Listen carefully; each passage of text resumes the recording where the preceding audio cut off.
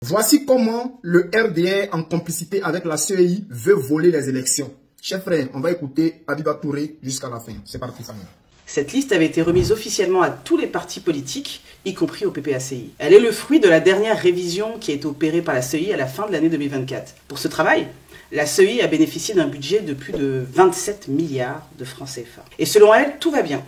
Le travail a été bien fait. Le président de la CEI l'a déclaré avec autant d'assurance que c'est lui qui est personnellement en charge de la sous-commission chargée de la révision de la liste électorale. Mais SAFE a examiné cette liste en détail. Et ce que nous avons découvert est tout simplement incroyable. Regardons de près cette liste qui a coûté plus de 27 milliards aux contribuables ivoiriens. Première chose, la CEI ne respecte même pas la loi. Selon l'article 2 de la loi du 9 octobre 2001, la CEI est chargée de gérer les fichiers électoraux, de mettre à jour la liste électorale chaque année et surtout établir une liste électorale fiable, juste et complète. Mais ce n'est pas ce qu'elle fait. Et pourtant, la loi lui donne tous les outils nécessaires. L'article 4 lui permet de demander toute information utile aux mairies, aux sous-préfectures, aux tribunaux, aux hôpitaux, etc. Personne ne peut rien lui refuser dans le cadre de l'accomplissement de ses missions. Personne. La loi va même plus loin, puisque l'article 7 du Code électoral impose que la liste contienne toutes les informations essentielles pour identifier clairement chaque électeur et limiter les fraudes. On donne donc à la CEI 27 milliards pour qu'elle fasse ce travail. On lui donne les moyens de le faire sérieusement. Et qu'a-t-elle fait concrètement? 2 lettres. Une au ministère de l'Intérieur pour demander la liste des personnes décédées et l'autre au ministère de la Justice pour avoir la liste des personnes déchues de leurs droits civils et politiques. Et puis, plus rien. Mais vraiment plus rien. Aucune vérification poussée, aucun croisement avec l'ONESI, aucune enquête sérieuse. Résultat, plus de 6 millions d'électeurs inscrits sur la liste électorale sans y avoir droit. C'est le double du chiffre de 2023. Ce chiffre représente environ 70% des électeurs de la liste électorale provisoire. Qu'est-ce que ça veut dire exactement? Eh bien, ça veut dire que nous avons une liste électorale où plus de 6 millions d'électeurs prétendent ignorer l'identité de leur père, de leur mère, voire même des deux. Ou encore, ils prétendent ignorer la date et le lieu de naissance de leurs parents. Ou encore, ils prétendent partager avec des centaines et des milliers d'électeurs les mêmes parents. Le pire, c'est que sur la liste électorale de 2023, certains d'entre eux déclaraient que leurs parents étaient nés le 1er janvier 1900, ou du moins, ils déclaraient une date de naissance. Et puis, tout d'un coup, en 2025, si on en croit la liste électorale qui nous a été présentée, ils prétendent maintenant ignorer la date de naissance de leurs parents. Qu'est-ce qui explique cette volte-face? Qu'est-ce qui explique qu'en 2023, ces électeurs avaient pour leurs parents comme date de naissance 1er janvier 1900, et puis tout d'un coup, en 2025, pour la date de naissance, il apparaît indéterminé, non précisé ou rien du tout. Ces personnes sont-elles venues dans le cadre de la révision de la liste électorale pour déclarer qu'elles ignorent maintenant la date et le lieu de naissance de leurs parents, ou est-ce que des modifications sont intervenues à leur insu? La question reste posée. Nos investigations nous amènent à penser qu'il y aurait eu une manipulation sur la date de naissance des parents de ces électeurs entre la liste électorale de 2023 et celle de 2025. Mais nous reviendrons sur ce sujet plus tard dans une autre vidéo. Mais alors, on a quand même une simple question. La CEI est-elle ignorante de ses missions fixées par la loi ou choisit-elle de les ignorer? Mais dans tous les cas, c'est le peuple qui paye et il le paye très cher. Passons à l'usurpation d'identité. Nous avons identifié 7853 cas d'électeurs inscrits de façon frauduleuse sur la liste électorale de 2025. Ces personnes utilisent les mêmes noms, prénoms, date de naissance et parfois même les mêmes parents que d'autres électeurs. Même père, même mère, même date et lieu de naissance. Mais ce ne sont pas les mêmes personnes. C'est du copier-coller d'identité en fait. Et ce n'est pas nouveau. On avait déjà vu ça en 2023. À l'époque, il y avait 6047 cas documentés, mais loin d'avoir corrigé le problème, la situation s'est aggravée. En 2025, ce sont 7853 cas d'usurpation, une hausse de plus de 1800 cas. Mais le plus inquiétant, c'est que la technique de fraude a évolué, elle s'est améliorée. Pour la rendre moins visible, les fraudeurs ont trouvé une astuce. Ils inversent simplement le nom et le prénom de la personne dont ils volent l'identité. Regardez, nous avons ici un électeur dénommé Mori Bakayoko, né le 1er janvier 1990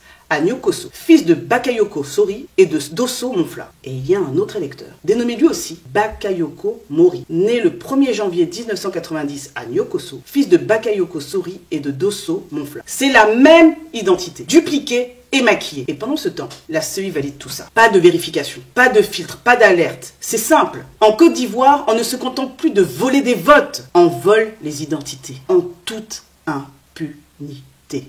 Il suffit d'inverser un prénom et un nom pour créer un nouvel électeur, à partir d'une identité déjà utilisée, et ça n'a pas l'air de déranger la CEI. Autre découverte choquante qu'on a pu repérer sur la liste électorale, des parents dont la nationalité a été modifiée. Il s'agit en fait d'électeurs inscrits sur la liste électorale avec des parents prétendument ivoiriens, alors que leurs actes de naissance racontent une toute autre histoire. Vous avez par exemple Adama Traoré. Lui, il est inscrit comme électeur.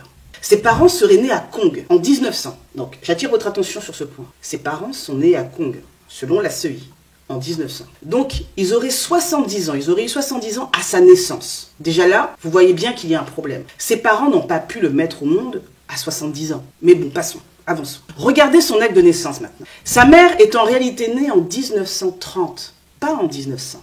Et surtout, ses deux parents ne sont pas nés à Kong, mais à Bougouni, au Mali. Donc non seulement on nous présente des âges impossibles, mais en plus l'origine des parents est totalement modifiée. Pourquoi c'est grave?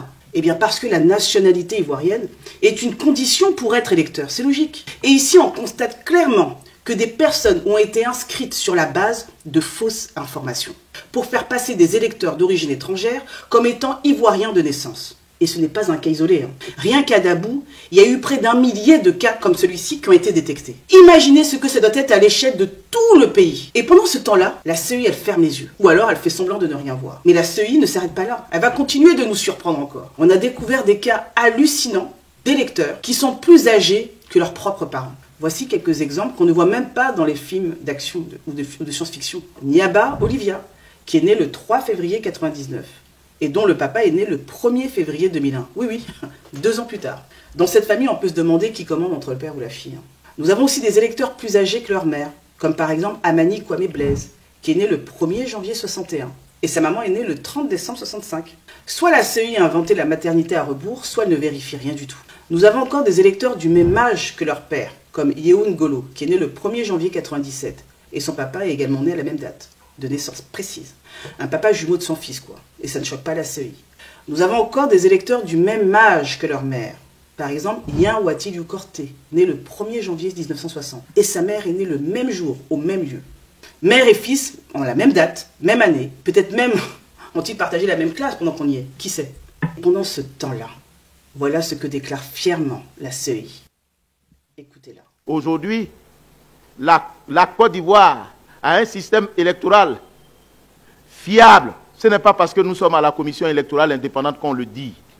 Il y a bon nombre de pays qui s'inspirent de la Côte d'Ivoire. Ah bon? On nous copie? Qui ça? Je serais curieuse de savoir quel pays voudrait d'une telle liste électorale. Et est-ce que ces pays ont aussi vu que chez nous, les enfants naissent avant leurs parents? Ce que fait la CEI, ce n'est pas de la fierté, c'est du déni pur et simple. On ne peut pas produire une liste électorale pleine d'absurdités, de fraude, de contradictions, et ensuite venir dire que tout va bien, à moins d'être de mauvaise foi. Quand on est au cœur du dysfonctionnement, on devrait avoir honte, et non pas fanfaronner avec des locutions latines bien loin des réalités de notre liste électorale. Continuons. Vous pensiez qu'après les enfants plus vieux que leurs parents, on avait atteint le sommet de l'absurde? Vous vous trompez. Sur la liste électorale provisoire transmise par la CEI, on découvre encore une perle de plus. Des femmes âgées de 60 ans, de 70 ans, 90 ans, voire même plus de 100 ans, qui accouchent le plus naturellement du monde. Prenons quelques cas concrets. Gouré Justin Diaouri, qui est né le 31 décembre 83. Vous savez quel âge a eu sa maman? À quel âge sa maman l'a eu? Eh bien, d'après la CEI, sa maman est née le 1er janvier 1852.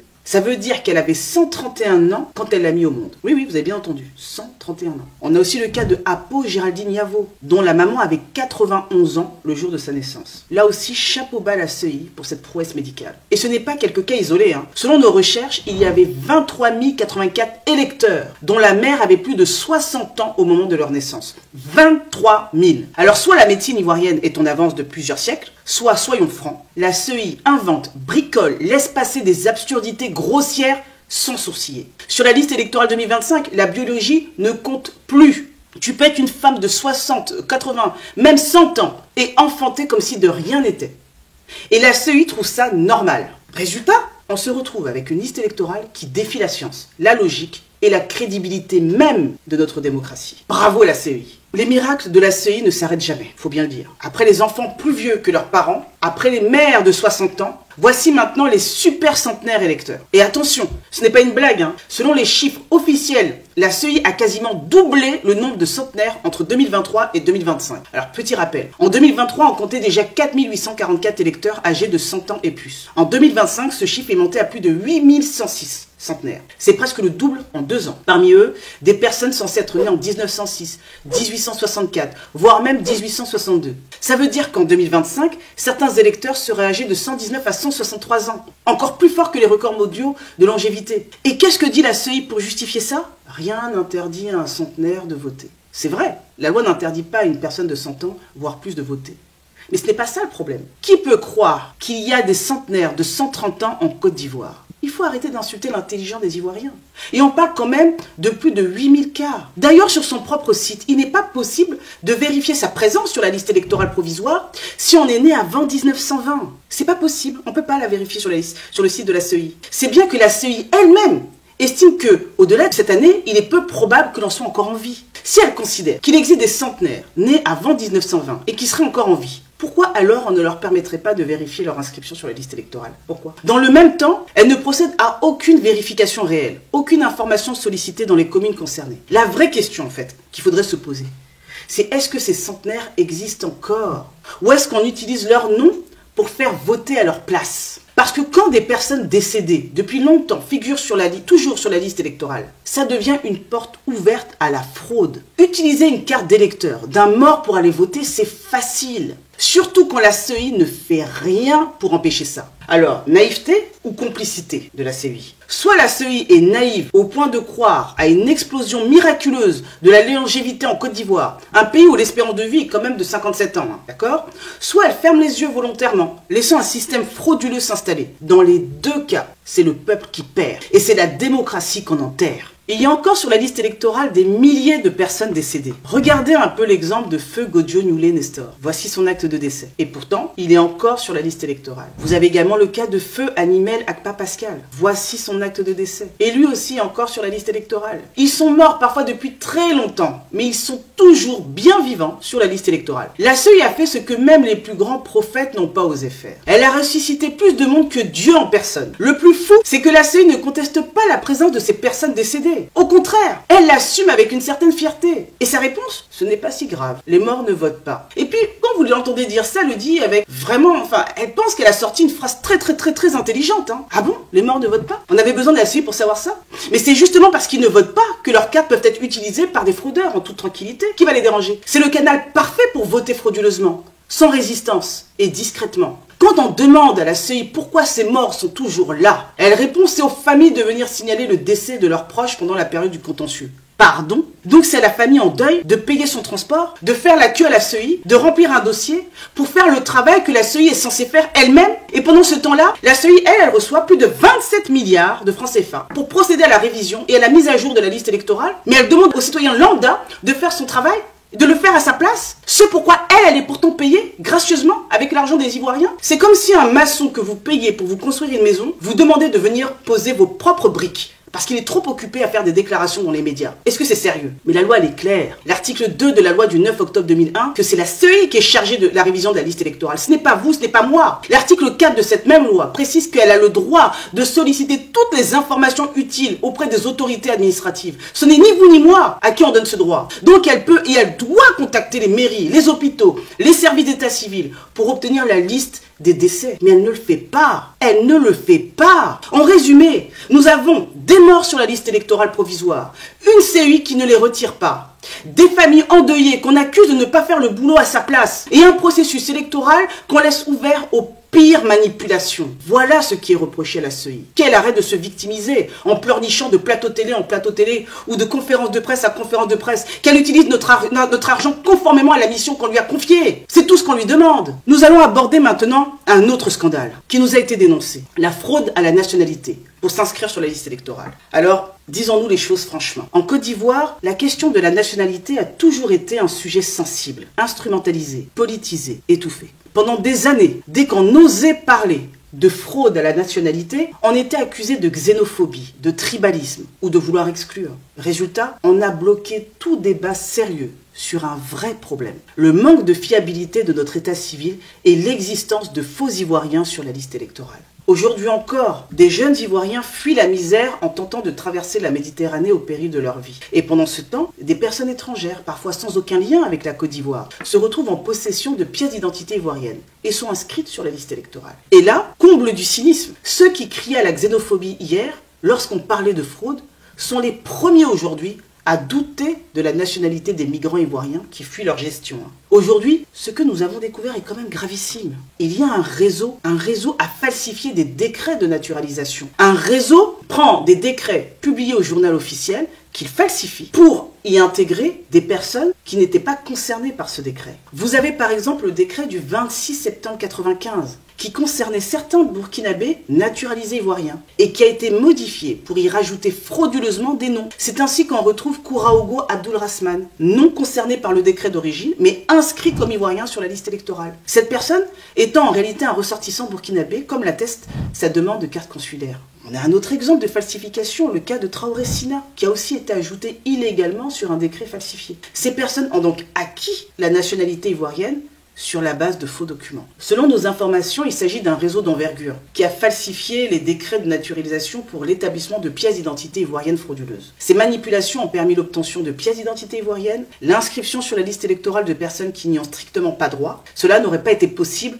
s'il y avait eu un croisement systématique entre la liste électorale et les actes d'état civil. Mais il n'y a aucun lien automatisé avec les bases de données de l'ONESI, ni des mairies, ni des services consulaires. Et cela a des conséquences graves. Des milliers, peut-être même des millions de personnes figurent sur la liste sans y avoir droit. Morts, fraudeurs, étrangers, usurpateurs, etc. On a dénoncé tout ça durant le précédent contentieux en 2023. On a démontré à la CEI que son fichier ne respectait pas l'article 7 du code électoral. On a encore remis à la CEI la liste de toutes les personnes qui avaient usurpé l'identité d'un électeur. Mais rien. Elle laisse tout ça et publie la liste électorale 2025 avec les mêmes irrégularités et cas de fraude. Et comme une chanson, la CEI répète à qui veut l'entendre: le contentieux va commencer, vous pourrez dénoncer tout ça. Sauf que ce fameux contentieux ne dure que 15 jours. Et on parle de plus de 6 millions d'anomalies. C'est impossible à dénoncer en 15 jours. Et la CEI, elle le sait bien. Et attention, même si vous signalez une fraude, la CEI vous demande d'apporter vous-même toutes les pièces justificatives, même celles que seule l'administration détient et que vous ne pourrez jamais vous procurer. Pire encore, on vous intimide. La CEI va jusqu'à intimider à demi-mot ceux qui veulent faire des réclamations. Écoutez ce qu'elle a dit. À toute fin utile, il me faut préciser que les réclamations faites devant la commission doivent être motivées et appuyées par des pièces justificatives pour ne pas qu'elles s'apparentent à une dénonciation calomnieuse, source d'infraction pouvant justifier une poursuite pénale. Quand vous dites « M. Tantampion ne mérite pas d'être sur la liste électorale », vous devez rapporter la preuve de ce que ce M. Tantampion ne mérite pas effectivement. Mais si vous ne le faites pas, M. Tantampion, tout comme la commission électorale indépendante, est en droit de saisir les juridictions pour vous poursuivre pour une dénonciation calomnieuse, infraction à la loi pénale. Autrement dit, si vous dénoncez un fraudeur sans avoir accès à ses papiers, c'est vous qu'on menace. Mais si quelqu'un usurpe une identité ou utilise un faux décret, la CEI ne dit rien. On récapitule. La CEI ne croise pas les données, elle ne vérifie pas les faux papiers, elle n'alerte pas la justice sur les fraudes, ou du moins elle ne le fait pas toujours, mais elle vous intimide à demi-mot si vous envisagez de solliciter la radiation de personnes qui n'ont rien à faire sur la liste électorale. C'est comme si un policier vous disait: si vous déclarez une agression sans preuve, je vous poursuis, mais je ne vais pas enquêter pour autant si vous déposez plainte. Cette attitude est inacceptable. Au mieux, la CEI est incompétente et paresseuse, trop occupée à gérer ses milliards de budget. Au pire, elle est complice d'un système qui vole la souveraineté du peuple. Et ce n'est pas fini. Sur la liste électorale, 36 886 électeurs ont pour père et pour mère la même personne. Oui, vous avez bien entendu. Même nom, même prénom, même date et lieu de naissance pour le père et la mère. C'est le cas par exemple de M. Bamba Lassina. Selon la CEI, le père de cet électeur s'appelle Bamba Soumaïla, né le 19 avril 1965. Et sa mère, eh bien, elle s'appelle aussi Bamba Soumaïla, et elle est née le 19 avril 1965. C'est aussi le cas d'Aminata Dina Cissé. Son père et sa mère sont aussi une seule et même personne, dénommée Cissé Brahima, née le 1er janvier 1963. Est-ce que c'est sérieux? Regardez aussi le cas de Madame Edwige Loukou. Selon la CEI, le père de cette électrice s'appelle Nguessan Béatrice Kouadio, née le 1er janvier 1963. Et sa mère s'appelle aussi Nguessan Béatrice Kouadio, et elle aussi née le 1er janvier 1963. Avec la CEI, on découvre une nouvelle catégorie de parents, les parents tout en un. Le papa et la maman sont une seule et même personne. Biologiquement impossible, mais administrativement validée par la CEI. Bravo la CEI.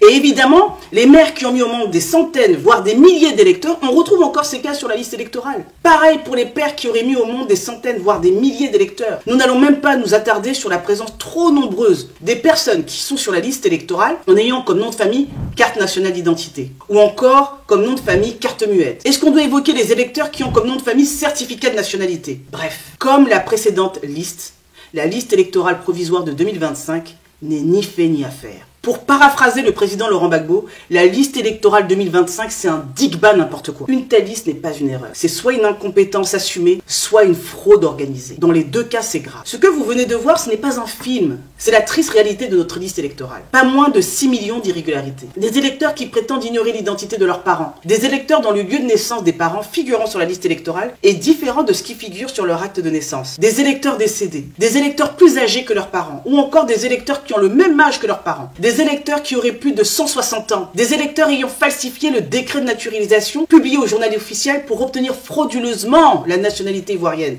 et s'inscrire sur la liste électorale. Des électeurs dont le père et la mère sont une seule et même personne. Des milliers d'électeurs qui partagent les mêmes parents. Des électeurs qui ont comme nom de famille carte d'identité, certificat de nationalité ou encore carte muette. Des milliers d'électeurs qui n'ont pas de date de naissance. Bref, il y a du tout et du n'importe quoi sur cette liste électorale. C'est d'ailleurs pour cela que nous sollicitions l'audit de la liste électorale. C'était pas pour embêter quelqu'un. Bien des pays l'ont d'ailleurs fait et ont été félicités pour ça. L'exemple le plus récent est celui du Bénin. Le refus catégorique de la CEI de procéder à l'audit de la liste électorale ne fait que renforcer la méfiance légitime que l'on peut avoir vis-à-vis de cet organe, qui ne rassure personne, excepté le pouvoir en place. On se demande vraiment à quoi ont vraiment servi les 27 milliards de francs CFA, si c'était pour présenter une telle liste électorale aux Ivoiriens. Présenter une telle liste électorale aux Ivoiriens, truffée d'absurdité, est une insulte adressée au peuple de Côte d'Ivoire. Mais ne vous y trompez pas, le but de cette vidéo n'est pas de vous décourager. Au contraire, si nous dénonçons ces fraudes, ces irrégularités, ces manipulations, c'est pour mieux les combattre. Ne laissons pas ces anomalies nous voler l'élection présidentielle de 2025. Vérifiez votre nom sur la liste électorale. Faites une réclamation si vous n'apparaissez plus. Faites des réclamations pour solliciter l'inscription de toutes les personnes qui doivent y être et qui ont été enlevées sans raison. Faites des réclamations pour solliciter la radiation de tous ceux qui ne doivent pas être sur la liste électorale. Plus vous êtes nombreux, plus nous serons nombreux et plus il sera difficile à la CEI de fermer les yeux sur ce qu'elle s'obstine à ne pas vouloir voir. Parlez autour de vous. Adressez-nous tous les cas qui vous apparaissent frauduleux. N'hésitez pas à commenter cette vidéo en nous envoyant des éléments et à la partager. Et surtout, mobilisez-vous. Mobilisez-vous. Parce que ce qui se joue ici, ce n'est pas juste une élection. Vous le savez très bien. Vous le savez vous-même. C'est notre avenir, notre droit de choisir notre démocratie. Rien n'est perdu. Tout est encore possible. Mais à une seule condition, que chacun d'entre nous se lève. Alors, ne cédons pas. Ne nous laissons pas faire. Ensemble, reprenons notre pouvoir. Merci à toutes celles et à tous ceux qui nous ont transmis des informations qui nous ont alertés de situations graves. Je tiens encore à remercier les cadres de SAFE, Ousmane Sissavané, Kazadja, Krizoa Nagama, Joseph Sterlingra, Jean-Philippe Despris Eric, Balou Ouraga. Mais les cadres de SAFE ne seraient rien sans les sentinelles qui ont fait et continuent d'accomplir un travail colossal. Pour des raisons de sécurité, je ne peux pas citer les noms, mais vraiment, félicitations à vous tous. J'en profite pour remercier les sentinelles d'Anyama, de Marcory, d'Adjamé, d'Abobo, de Cocody, de Yopougon, du Poro, du Lodjiboua, du Sud Comoé, de l'Indénié du Hablin, du Hambol et de la Mai, qui se sont tous particulièrement investis ces derniers temps. Merci à vous. Je remercie encore tous les cadres du parti qui ont été d'une grande aide pour collecter ces informations. Merci aussi à tous les collaborateurs des sentinelles qui nous épaulent discrètement sans bruit et qui nous accompagnent au quotidien dans ce combat pour la vérité, la justice et la liberté. À très vite pour la suite, car ce n'est que le début de l'analyse de la liste électorale de 2025 qui vient de vous être présentée. La CEI a publié une liste électorale, mais nous allons publier toute la vérité de cette liste. Et n'oubliez pas, la vérité finit toujours par triompher. À très bientôt.